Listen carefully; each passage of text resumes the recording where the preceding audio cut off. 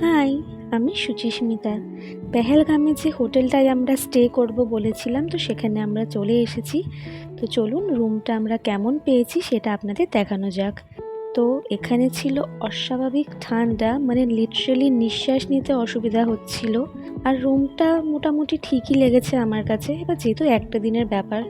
আর রুমটা বেশ ভালোই পরিষ্কার ছিল, কিন্তু আমার কাছে মেন ব্যাপার হচ্ছে এইটা যে বাথরুম যেন অতি অবশ্যই পরিষ্কার হওয়া দরকার। বাথরুমটা ভালোই পরিষ্কার ছিল। অস্বাভাবিক ঠান্ডার জন্য এখানে বেড ওয়ার্মারও দেওয়া আছে। আর এখানে সব কিছুই ছিল উডেনের, মেঝে, সিঁড়ি, ঘর সব কিছুই ছিল উডেনের। আমরা নিয়েছিলাম ফার্স্ট ফ্লোরে, আর গ্রাউন্ড ফ্লোরে ছিল আমাদের বাড়ির বাকি মেম্বার্সদের রুম। তো চলুন তাদেরকে দেখানো যাক। গিয়ে তো দেখছি ঠান্ডায় তারাও সব কাচুমাচু হয়ে রয়েছে। তো চলে এসেছি ওপরে ফ্রেশ হতে। এখানে যা ঠান্ডা, ফ্রেশ হওয়ার তো আলাদা কোনো ব্যাপার নেই, জাস্ট চেঞ্জ করে একটুখানি মুখ হাত পা ধুয়ে নিয়েছিলাম। আর আমাদের জানলার বাইরে থেকে আমি খালি চোখে দেখতে পাচ্ছিলাম বরফ দেখা যাচ্ছিল, বাট বুঝতে পারছিলাম না ফোনে সেটা দেখা যাচ্ছিল কি না। আর মিডিলে একটুখানি আমি আর বিশাল বেরিয়েছিলাম রাস্তার দিকে হাঁটতে, কিন্তু এতটাই ঠান্ডা আমি যে ফোনটা বার করে যে আমি ভিডিও চালু করব সেটাও আমার সম্ভব হয়ে ওঠেনি। তো যাই হোক, চলে এসেছিলাম নিচে সবার কাছে। আর আমরা চলে গেছিলাম বাইরে ডিনারের জন্য। ডিনারে ছিল ফ্রাইড রাইস আর চিলি চিকেন, গ্রিন স্যালাড। আর এখানে আমার ননদ উঠবে না বলে ওকে খাইয়ে দিচ্ছিলাম আর কি।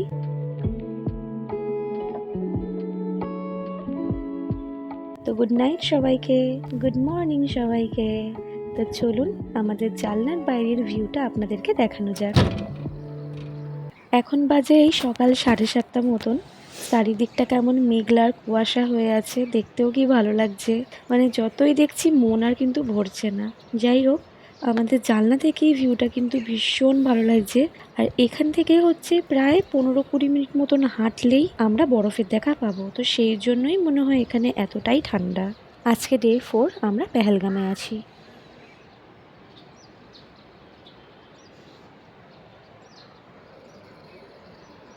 আমাদের উইন্ডোর বাইরে দেখলাম নিচে গ্রাউন্ডে একজন কাশ্মীরি শাল বিক্রি করছেন। তো আমি রেডি, এবার বেরিয়ে পড়বো। সকালের ব্রেকফাস্টে ছিল ম্যাগি, তো খেয়ে এখন যাচ্ছি। আর আমার হাঁটা দেখেই বুঝতে পারছেন যে এখানে কতটা ঠান্ডা, মানে এই ঠান্ডা সহ্য করা যাচ্ছে না, ভীষণ ঠান্ডা। মানে এত জায়গায় যে ঘুরলাম, এই পেহেলগামের মতন ঠান্ডা কোথাও নেই। চলে এসেছি ফার্স্ট টাইম হর্স রাইডিংয়ের জন্য। এর আগে আমি কোনো দিন ঘোড়ায় চাপিনি।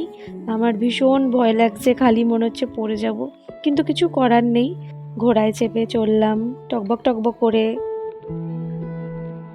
এমনি এমনি মানুষে বলে না যে কাশ্মীরকে স্বর্গ কেন বলা হয়।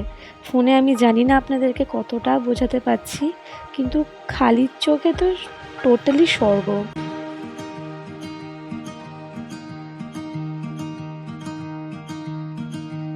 আর এখানে এই বেচারাটা আমাকে নিয়ে হাঁপিয়ে যাচ্ছিল বলে জল খেয়ে নিচ্ছিল।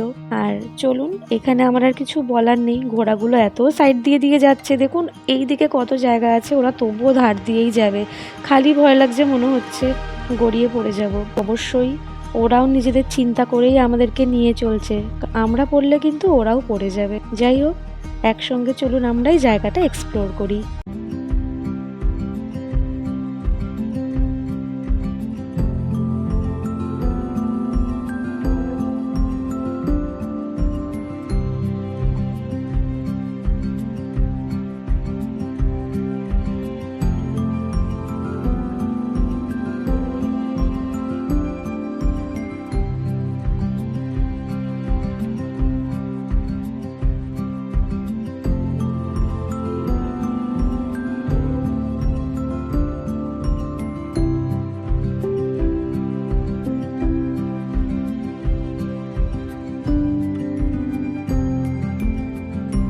সেই যে দূরে পেয়ে গেছি বরফের দেখা।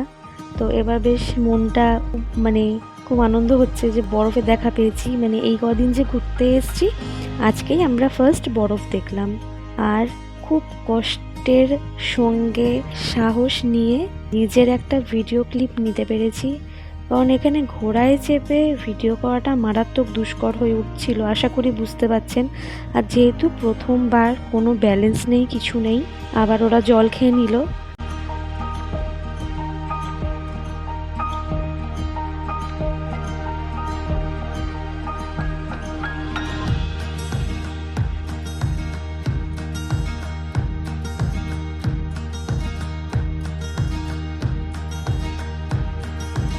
আমরা যত এগিয়ে যাচ্ছি আস্তে আস্তে বরফের পরিমাণও কিন্তু বেড়ে যাচ্ছে। আর সত্যি কথা বলতে ঘোড়াগুলোকে দেখে এবার সত্যিই কষ্ট হচ্ছে, কারণ ওরা কীভাবে ঠান্ডার মধ্যে পা দিয়ে আমাদেরকে নিয়ে চলেছে। আর ওদের উপরে আমাদের জন্য ভার মনে হলেও ওরা তো মুখে কিছু বলতে পারবে না, ওই তার সঙ্গেই ওরা আমাদেরকে নিয়ে যাচ্ছে।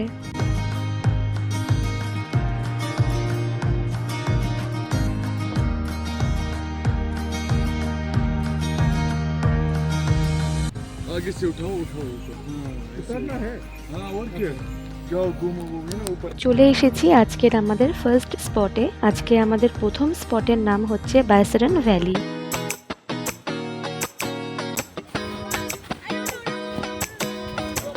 তোমার ক্লিপ পড়ে গেছে মনে হয় পূজা এটা।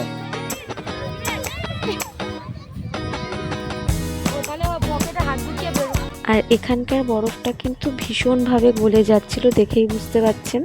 কেমন একটা মাটি মাটি কাদা কাদা হয়ে যাচ্ছিল, পা ঢুকে যাচ্ছিল।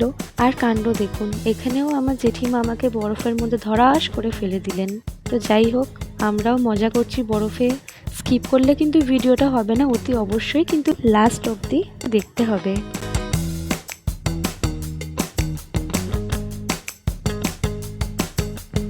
এইটার ব্যাপারেও কি আর আলাদা করে কিছু বলতে হয়? তো আমিও পার্টিসিপেট করে নিলাম জিপ লাইনিং অ্যাক্টিভিটিতে। তো কিছুক্ষণ আমরা এদিক ওদিক কাটিয়ে আমরা শান্ত ভাইসারান ভ্যালিকে বাই জানিয়ে হর্স রাইডিংয়ে করে আমরা পৌঁছে গেছি মিনি সুইজারল্যান্ডে। আর ভাইসারান ভ্যালি থেকে মিনি সুইজারল্যান্ড হর্স রাইডিংয়ের টাইম লেগেছে এই 30 মিনিটসের মতো। আর সিরিয়াসলি আমি যদি বলি, এই জায়গাটা অস্বাভাবিক সুন্দর। মানে মিনি সুইজারল্যান্ড নামটা এমনি এমনি দেওয়া হয়নি। আর অবশ্যই ক্যামেরার লেন্স আর চোখের মধ্যে আকাশ পাতাল তফাৎ। ক্যামেরাতেই যদি দেখতে এত সুন্দর লাগে, তাহলে বুঝতে পারছেন খালি চোখে দেখতে কতটা সুন্দর লাগছে। সিরিয়াসলি আমি এতটা সুন্দর জায়গা আমি কোথাও দেখিনি।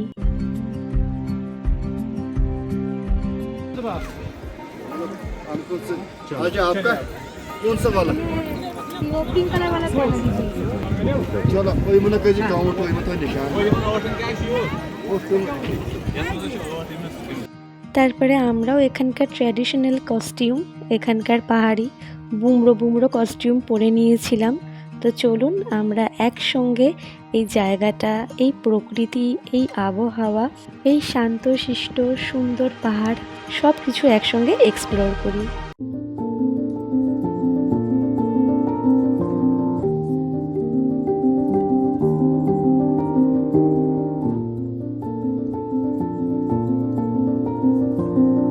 এখানে বেশ কিছুক্ষণ সময় কাটিয়ে নেওয়ার পরে চলে এসেছিলাম আবার ঘোড়ায় চেপে হোটেলে। এখান থেকে লাঞ্চটা সেরে উঠে গেছিলাম বাসে। আর বাসে ওঠার পরে দেখুন হঠাৎ করে ওয়েদারটা চেঞ্জ হয়ে গেছে, বৃষ্টি চলে এসছে। আর সেই দেখুন মেঘটা কেমন এক জায়গায় স্থির হয়ে আছে, যেন মনে হচ্ছে কিছুটা এগিয়ে গেলেই ছুতে পারবো। আজকে আমরা যাচ্ছি শ্রীনগরে। তো শ্রীনগরে তো সবাই জানে ডাল লেক আছে। শ্রীনগরে যেতেও মিনিমাম 5 থেকে 6 ঘন্টা টাইম লাগবে। আর এই যে দেখুন পাহাড়ের গায়ে সবার ঘর বাড়ি, দেখতে কি সুন্দর না? দেখে মনে হচ্ছে জোনাকি পোকা টিম টিম করে জ্বলছে।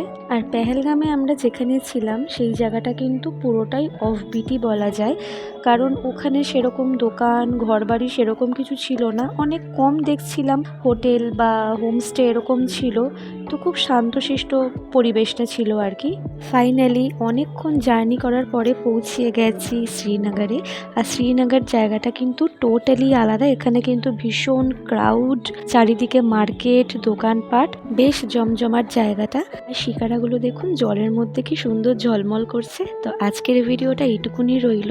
কালকে আমরা কোথায় যাব, কিভাবে করব সেটা নেক্সট ভিডিওতে আপলোড হবে। সবাইকে টাটা।